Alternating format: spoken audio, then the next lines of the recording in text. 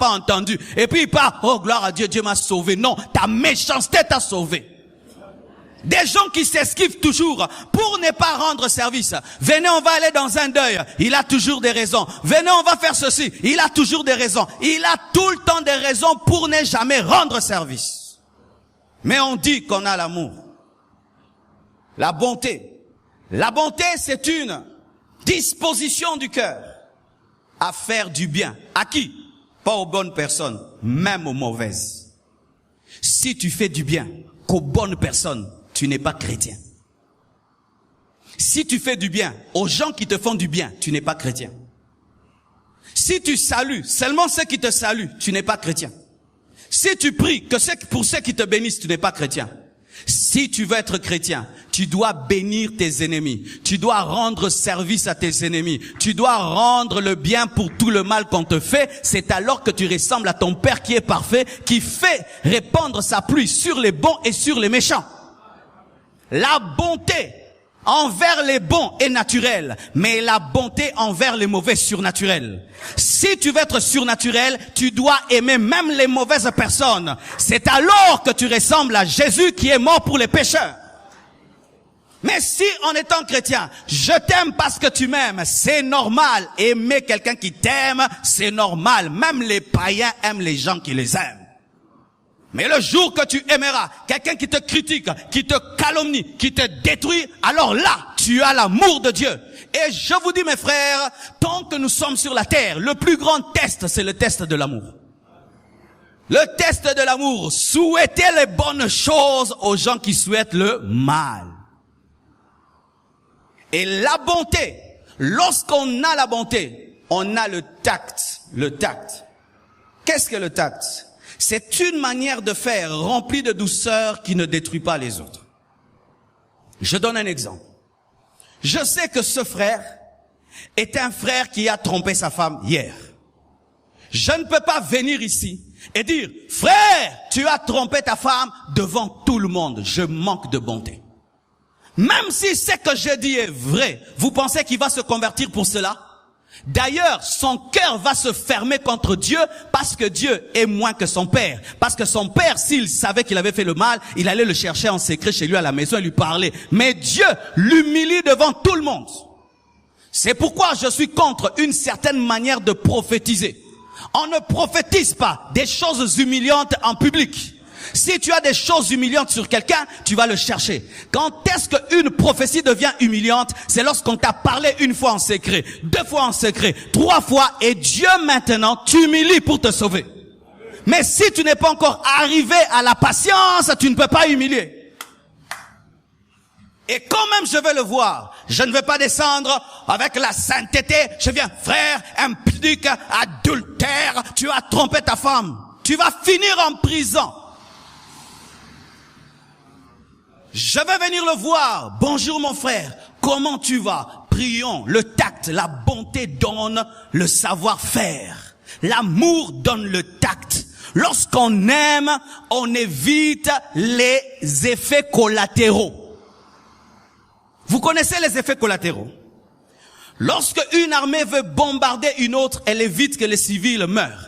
Ainsi, l'armée dit, si nous envoyons une bombe, les militaires et les civils mourront. Cette armée prend la peine de descendre et d'envoyer des guerriers sur terrain qui vont faire des frappes chirurgicales pour que les civils ne meurent pas. Et lorsque je viens vers mon frère, afin de le ramener, le sortir du péché, je dois éviter de le jeter au diable. Lorsque un médecin opère, il veille seulement à toucher la partie infectée, il ne détruit pas le reste. C'est vrai qu'il a péché, mais c'est un enfant de Dieu. C'est vrai qu'il a péché, mais il est en train de chercher Dieu. Je ne viendrai pas le jeter en enfer, je viendrai pour l'amener à la repentance. Et si pour l'amener à la repentance, il faut que pendant un temps, je l'écouterai avant de venir avec le jugement, tu iras en enfer. Et qu'est-ce qui se passe? Dans l'église, comme il n'y a pas la bonté, les gens ne se confient pas. On ne présente que les bons côtés de nous. Ah, moi, j'ai pris beaucoup, je jeûne beaucoup, je prie beaucoup, je jeûne beaucoup. Mais on ne se dit pas les vrais problèmes. Pourquoi? Il n'y a pas de bonté. Parce que si l'autre te révèle ses vraies faiblesses, alors tu vas prendre la machette, tu le coupes. Alors qu'il faut aimer une personne sincère qui refuse de se présenter sous l'hypocrisie. Alléluia. La bonté. La bonté te donne l'éducation. Je vous assure, même une personne qui n'a pas d'éducation, lorsqu'elle aime, elle respecte. Je vous assure. Prenez un voyou sans éducation. S'il tombe amoureux d'une femme, il va même ouvrir la porte. Vrai ou faux? Il va saluer. Vrai ou faux? Qui lui a appris ça? L'amour. Souvent, notre manque de tact et de respect n'est qu'un signe d'un manque d'amour. Parce que quand on aime, on respecte. Quand on aime, on a du tact. On a une manière de faire. Voyez. Si on t'appelle par des gens pour qui tu n'as pas d'amour, tu réponds normalement. Nana pèse au numéro nanga. Nana pèse au numéro nanga. Mais si seulement quelqu'un que tu aimes t'appelle, du coup, volume est quitté. Allô? Oui. Nana pèse quitte sa volume. Bolingo. Alléluia. Nana pèse que, yeah. Quittez ça volume. L'amour t'amène à baisser le volume. Pourquoi? Parce que tu aimes. C'est pourquoi certaines impolitesses sont des signes de quoi? D'un manque d'amour. Lorsque tu deviens impoli, irrespectueux en soi, ce n'est pas un problème d'éducation, c'est un problème d'amour, car même le Koulouna, quand il aime, il est poli. Alléluia. Troisième chose, le contentement. L'amour se contente. Ce qui est à l'amour est à l'amour. Ce qui n'est pas à l'amour n'est pas à l'amour. Un homme qui a l'amour se contente de sa femme. Amen. Quand un homme aime sa femme, même si ce n'est pas la plus belle femme du monde, il ne voit pas les autres femmes du monde. Lorsqu'une femme aime son mari, même si ce n'est pas l'homme le plus beau, le plus grand, le plus riche du monde, elle ne voit que son mari. Lorsque l'envie naît, c'est souvent quand l'amour part. Quand l'amour est, on ne voit plus rien. Alléluia. Quand l'amour est, on ne voit plus rien. C'est pourquoi des fois nous sommes étonnés. Des gens qui ont épousé, des personnes qui sont infirmes, des personnes qui ont des problèmes et tout. Mais ils aiment ces personnes, c'est ça l'amour. Quand on aime, on se contente. Elles ne font pas semblant, elles aiment vraiment. Oh, je dis, elles ne font pas semblant. Elles aiment vraiment. Parce que l'amour a une capacité de t'amener à te contenter. À te contenter. Frères et sœurs, souvent les jaloux pensent que lorsque ils détruisent les personnes jalousées, ils sont élevés. Détruire Abel ne fait pas de toi un Abel. Détruire celui qui monte ne te fait pas monter. Détruire celui qui est béni ne te bénit pas. Prendre la place d'Abel ne fait pas de toi un Abel. Car ce n'est pas parce que tu tues Abel par jalousie que tu es devenu Abel. Tu deviens Caïn le maudit. Caïn, avant la jalousie, était meilleur que lorsqu'il a tué par jalousie. Alléluia. La jalousie est un signe de manque d'amour. Lorsqu'on a l'amour, on aime ce qui arrive à Abel. On est content. Pourquoi? Parce que tu deviens le grand frère du petit exaucé. Lorsque tu as l'amour, tu accepteras que quelqu'un ait ce que tu n'as pas. Tu accepteras que quelqu'un fasse ce que tu ne fais pas. Tu accepteras que quelqu'un arrive là où tu n'es jamais arrivé et qu'il devienne ce que tu n'es jamais devenu. L'amour se révèle par la capacité d'aimer ce que Dieu fait dans la vie des autres. C'est pourquoi, si dans vos amitiés, il y a la jalousie, vous n'êtes pas des amis. Vous n'êtes pas des amis. Les vrais amis, alléluia. Voyez le corps. Lorsque le corps cherche la nourriture, qui voit la nourriture? Les yeux. Alléluia. Les yeux voient la nourriture. Mais qui prend la nourriture? C'est la main. Mais quand la main tient la nourriture, l'estomac n'est jamais jaloux. Jaloux de la main. Parce que l'estomac sait que ça ne restera jamais dans la main, ça finira dans la bouche. Et l'estomac sait que ça ne finit jamais dans la bouche, ça finira par entrer par l'œsophage. Pourquoi? Parce que le corps sait que ce qui est à la main est au corps, ce qui est aux yeux est au corps, et ce qui est à ton frère est à toi, parce que vous n'êtes pas dans des corps différents, vous êtes dans un même corps appelé l'église. Ce qui t'arrive m'arrive. Pourquoi? Nous sommes dans le même corps. Mais en attendant, c'est au niveau de la main. Oh, donne-moi un amen. Lorsqu'un homme a faim, qu'est-ce qui arrive? Il est fatigué. Même les genoux ne fonctionnent pas bien. Même tu as mal au cou et mal aux os. Mais quand seulement la nourriture entre dans l'estomac, ça rétribue cela à toutes les parties du corps. Et le corps devient fort. Pourquoi? Ce qui est à la bouche n'est pas qu'à la bouche. C'est même pour tout le corps. Même les cheveux mangent. Quand quelqu'un ne mange pas bien, il est quachocoré. Même les cheveux s'abîment. Tout ce qui est à l'autre est à toi. Même si vous n'êtes pas une personne, mais vous êtes dans un même corps. L'église, ce n'est pas des membres, mais c'est un corps. Sans la révélation du corps, nous allons tomber dans des jalousies. Voyez. Partout où passe l'aiguille, passe le fil. Mais il faut d'abord accepter que l'aiguille passe d'abord. Et pendant que l'aiguille passe, le fil dit avance encore, avance encore, avance encore. Mais lorsqu'on finit la couture, on ne garde jamais l'aiguille parce que l'aiguille va faire mal à celui qui va porter. On ne laisse que le fil. Mais le fil accepte que pendant un temps, l'aiguille puisse passer. Des fois dans ta vie, ton ami sera l'aiguille. Ton frère sera l'aiguille. Ta femme sera l'aiguille. Sois content de ce qui lui arrive. Sois content de ce qui lui arrive. S'il fait ça, toi aussi tu feras ça. S'il fait ça, toi aussi tu feras ça. La couture dépend du mouvement de l'aiguille et du fil. Mais le problème souvent, nous nous opposons aux aiguilles. Ce n'est pas parce que nous prions tous le même jour que nous serons exaucés tous le même jour.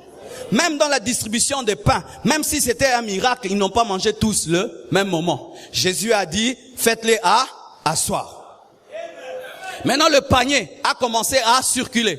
C'est-à-dire que c'était à la rangée 2, les gens de la rangée 12 sont en train d'attendre et ils voient déjà les gens de la rangée 1 en train de manger. Mais sache qu'il en restera. Tout le monde en recevra.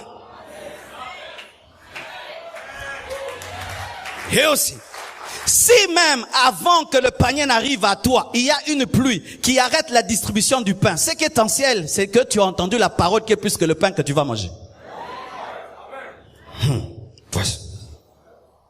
Même si je ne suis pas béni comme mon frère est béni, si je meurs sans être béni, mais si j'ai le Jésus qui l'a béni, cela me suffit, car dans le domaine de Jésus, nous avons tous le dénominateur commun. Le problème souvent, c'est que nous oublions le principal à cause du reste que Dieu a promis, voiture, maison et tout le reste, ce n'est rien, parce que nous avons déjà la base qui est Jésus.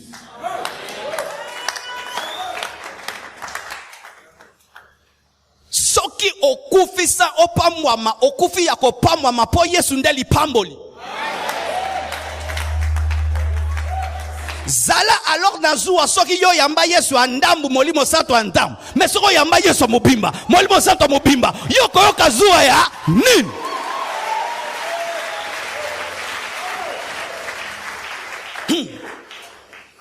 Et vous devez vous préparer dans la vie à ce que Dieu ne vous donne pas tout et qu'il puisse donner à certains ce que vous n'aurez jamais. Je vais répéter ça. Oui, Dieu n'est pas un socialiste. Tu sais, dans le socialisme, tout le monde porte la couleur rouge, tout le monde même voiture, tout le monde même maison. Dieu n'est pas un socialiste. Il y a des choses que l'autre aura, tu n'auras jamais. Tu dois préparer ton cœur et zalaka bongo. On peut ce exemple. La Bible nous dit que les 12 apôtres sont les fondements de la nouvelle Jérusalem céleste. J'en ai pris pour devenir le 13e fondement. La Bible nous parle des 24 vieillards, pris pour être le 25e vieillard. On va voir si tu vas le devenir. Il y a des choses, même si tu jeûnes, même si tu pries, même si tu invoques, même si tu pleures, tu ne les auras jamais. Ezanabakolo yango. Jésus a dit, ce n'est pas à moi de déterminer qui sera à la droite et à la gauche. Mais Dieu seul sait. Pourquoi? Il y a des gens pour qui il y aura la droite et la gauche. Et Dieu a combien de droite? Il a combien de gauche? Dis à ton voisin, milinga nengoza.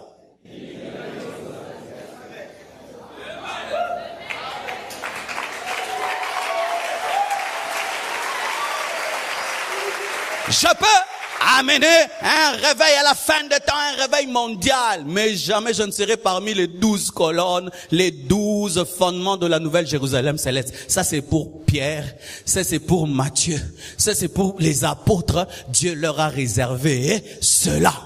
Ainsi, dans ta vie, il y a des gens qui te dépasseront toujours dans un domaine et toi, tu les dépasseras dans un autre domaine. Moi, je dépasse Paul dans un domaine. Moi, je prêche avec le micro. Moi, je dépasse Paul dans un domaine. Moi, je prêche en veste. Alléluia. Il y a des choses, je raconterai aussi à Pierre. Est-ce que tu sais prêcher avec un iPad? Est-ce que tu sais prêcher sur Internet, sur Facebook et sur WhatsApp, sur YouTube? Alléluia. Quand il me parlera, tu sais, en Galilée, moi si je vais lui dire, tu sais aussi au Bandundu Amaluku Amatadi. Alléluia. Alléluia. Bien-aimés frères et sœurs, l'amour ne jalouse pas. C'est terrible, bien-aimé. Et tu vas voir que même dans la nature de l'homme, Dieu nous a donné cette capacité de nous accepter. Mets un miroir ici.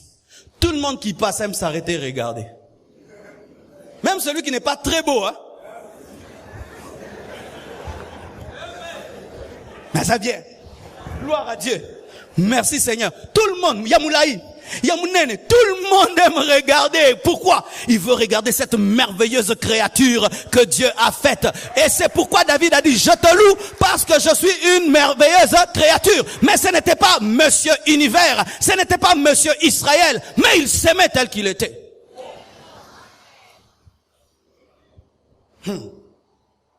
Voici.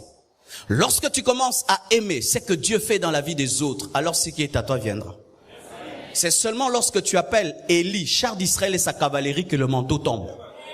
Tant que tu ne l'appelles pas char d'Israël et sa cavalerie, et tu n'acceptes pas qu'il monte, la gloire de Dieu ne tombe pas sur toi. C'est ainsi, tu dois toujours accepter ce qui te précède là où tu vas, afin que tu ailles là où tu dois aller. J'ai vu une femme dans ma vie qui avait un problème pour avoir des enfants. C'était une sœur catholique qui avait épousé un prêtre qui avait quitté la prêtrise. Mais il n'avait pas d'enfants. Et les gens avaient dit, vous êtes maudits parce que vous avez quitté la prêtrise. En disant, ces temps-là, si un prêtre et une sœur quittent, ils seront maudits, n'auront pas des enfants. Et tout le monde disait ça et tout le monde confirmait. Elle était très amie à ma mère. Et j'ai remarqué, elle a commencé à faire quelque chose. Olivier était très petit. Elle prenait Olivier et Olivier habitait là-bas. Il allait souvent là-bas, il mangeait là-bas, il dormait là-bas. Et les gens commençaient même à croire que c'était leur enfant. Elle avait décidé, si Dieu ne me donne pas un enfant, je vais commencer à aimer les enfants des autres. Elle a commencé à aimer les enfants des autres, et un jour elle est tombée enceinte, elle a eu un enfant. Bien-aimés frères, si tu vois Abel prier et il est exaucé, ne le tue pas, demande-lui la méthode. Si tu vois Abed ouvrir le ciel, ne le tue pas. Dis-lui comment tu as ouvert le ciel. Parce que Dieu ne fait exception de personne. Il a seulement besoin de t'enseigner les principes. Le problème, c'est que nous combattons les gens qui réussissent, alors que les gens qui réussissent ont compris ce qu'on n'a pas compris pour nous aider. Et tu peux même réussir plus qu'eux.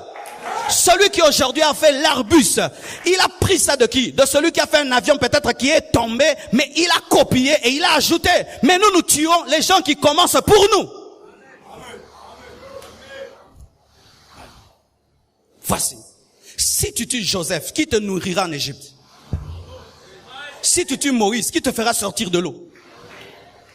Des fois, nous tuons nos Joseph. Pourquoi? Parce qu'ils ont eu des rêves. Mais il veut ses rêves pour lui, mais ce n'est pas pour lui, c'est pour toi. Mais on n'a pas parlé de toi dans le rêve, mais c'est hier aussi toi.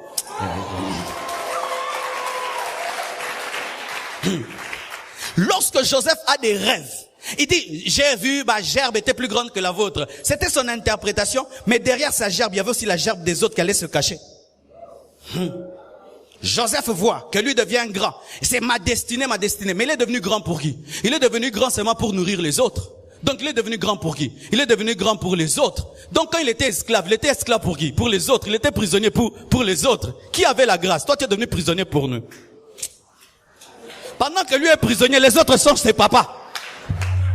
Pendant que lui est esclave, les autres sont ses papas. Et quand maintenant il meurt, ce sont les fils des autres qui deviennent grands. Parce que Joseph meurt, il laisse Ephraïm et Manassé. Mais qui est devenu roi? Ce sont les fils de Juda. De Juda qui n'est jamais devenu premier ministre. Qui engendre les sacrificateurs? Qui engendre Moïse? C'est Lévi. Alors, ne tue jamais Joseph. Parce qu'en Joseph, il y a Lévi, il y a Moïse et il y a Jésus.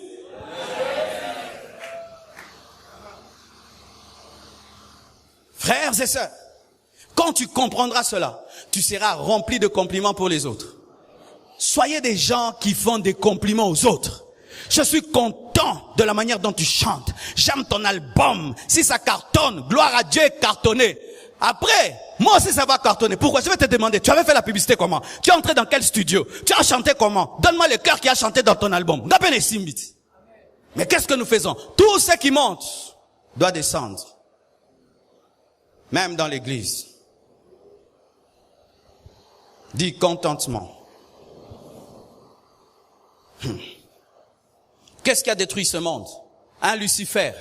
Dieu lui donne déjà beaucoup.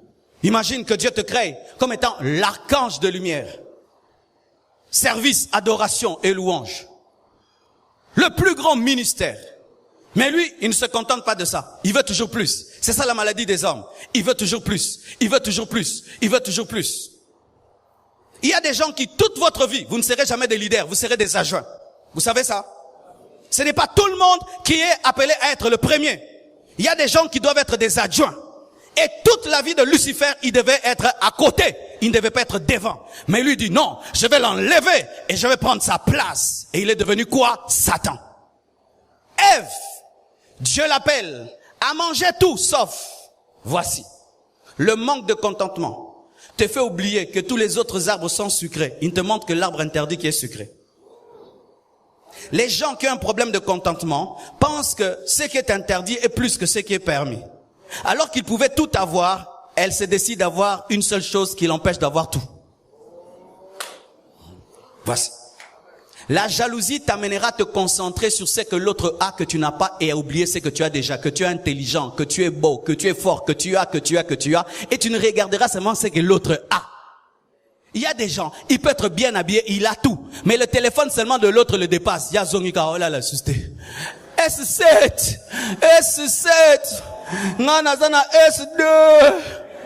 S2, oh là là, S7, moi ça peut kitoko, oh là tu peux bien, S7, tu regardes seulement l'arbre de la connaissance du bien et du mal, mais tu oublies tous les autres arbres que tu peux manger. Arrêtez de vous concentrer sur ce que vous n'avez pas. Regardez ce que vous avez. Arrêtez de vous concentrer sur l'arbre de la connaissance du bien et du mal. Regardez, vous avez tout le jardin. Et je vous dis, c'est terrible. Tu peux même avoir une belle voiture. Monsieur l'équipe, petit. Oh, car. Et bon, yozan katia kopo.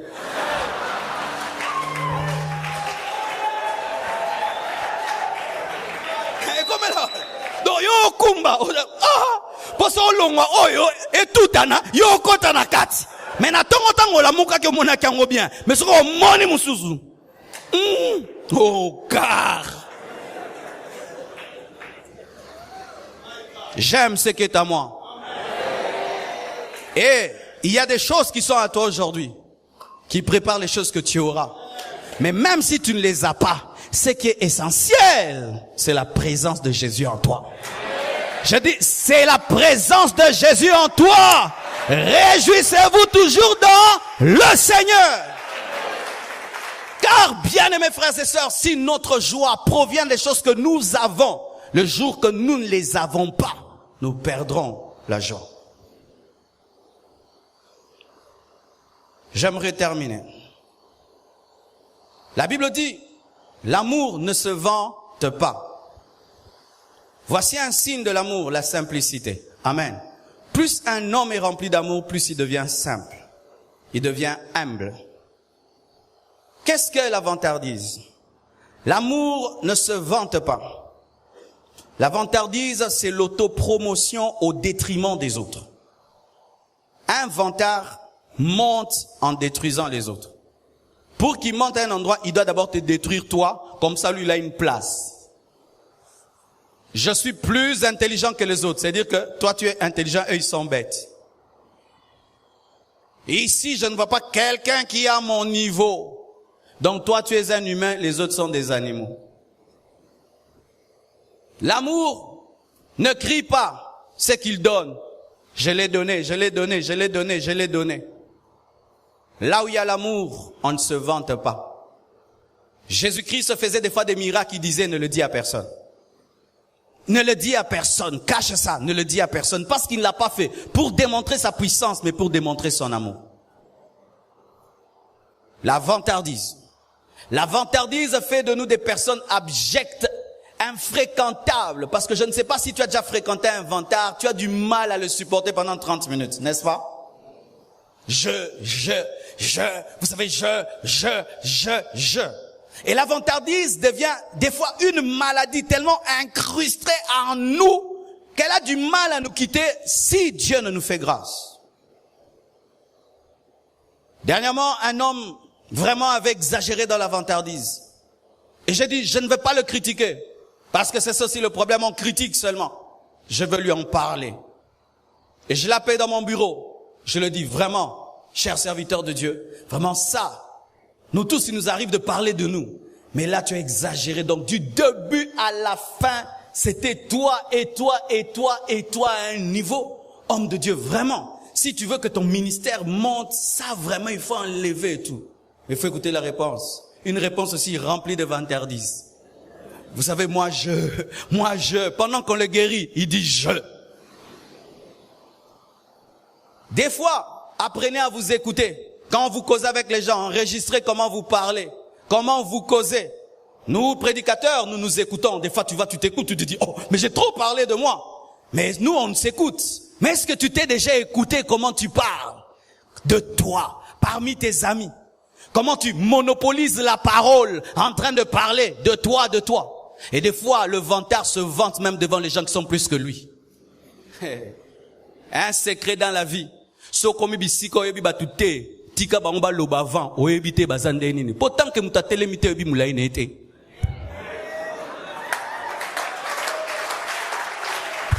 Vous voyez comment nous sommes tous assis ici? Est-ce que nous connaissons celui qui est le plus grand de tête de cette salle?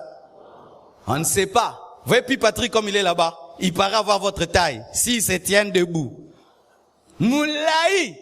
Mais tant qu'il n'est pas debout, tu penses qu'il a ta taille. Et il y a des gens comme ça. Tu peux être en train de parler. Tu vois, nous, les gens riches, nous, les gens riches, tu vois la richesse. Dans un $2000. Yeah! Bon unité.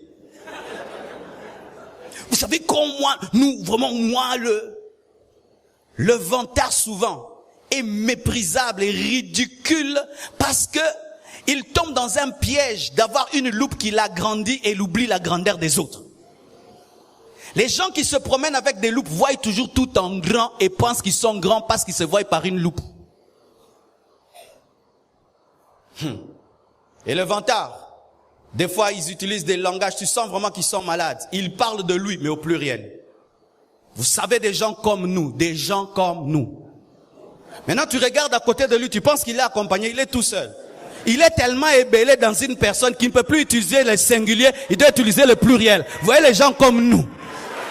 Ou qui nous? Les gens comme nous.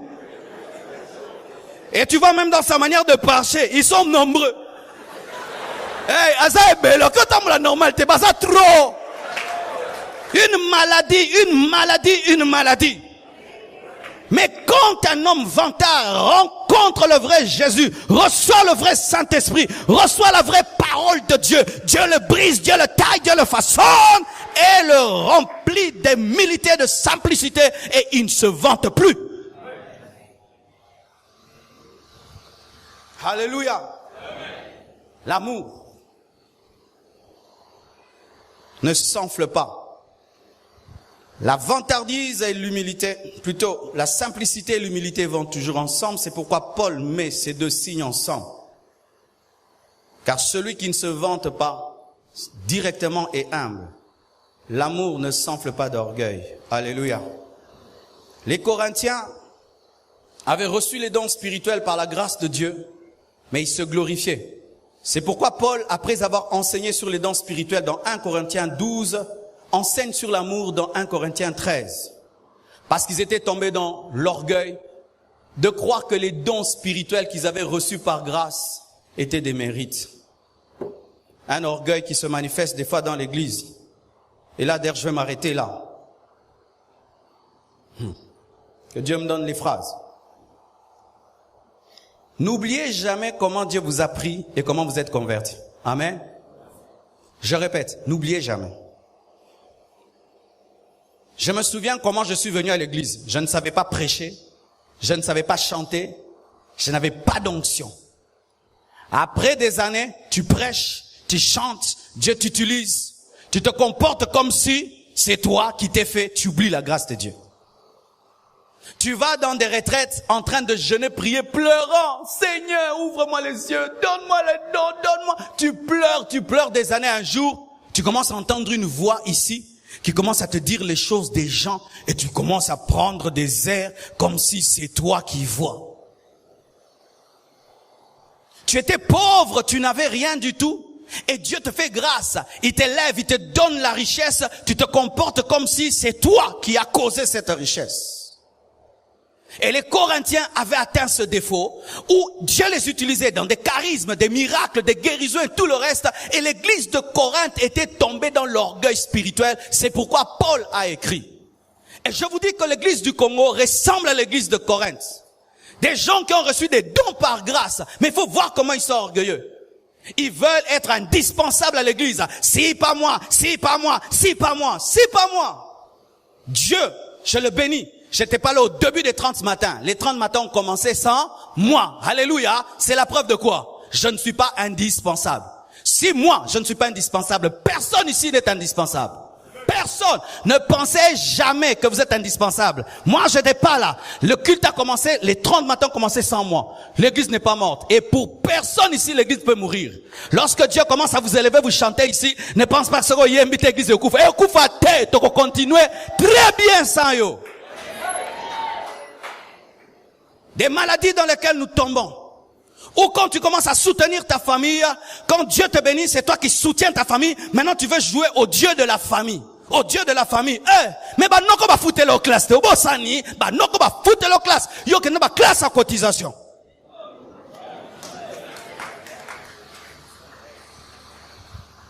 Oui.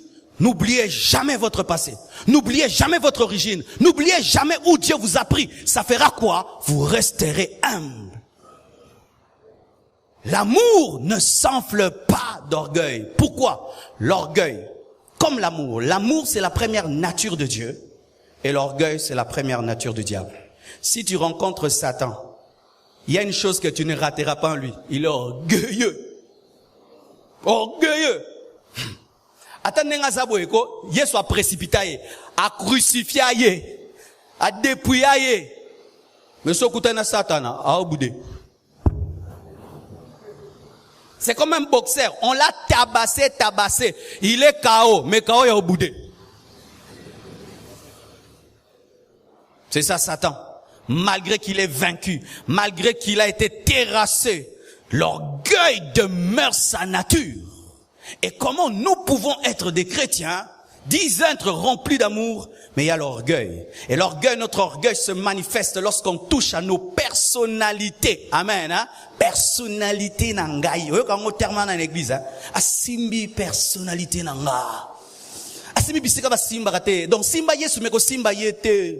Finga Yesu me ye komeka ko finga yete. Yesu finga, molimo santo finga. Mais a touché réputation nangai. Oza bomoyi ebembe ezanga réputation. Ebembe ezanga réputation te.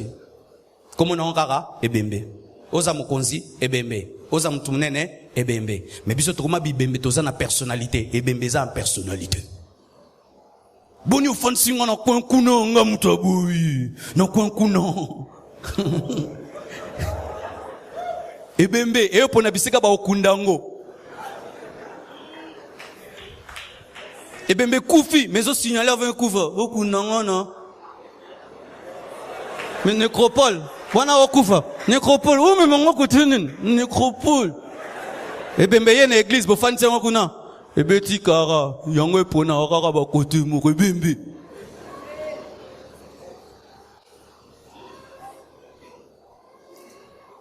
C'est ça le problème. Et sachez ceci, si quelqu'un est né de nouveau, il a l'amour. Mais souvent, nous refusons de manifester l'amour que nous avons. Un chrétien ne doit pas demander l'amour. Un chrétien a l'amour. Mais il faut demander à Dieu qui t'aide à manifester l'amour que tu as déjà. Que Dieu vous bénisse abondamment.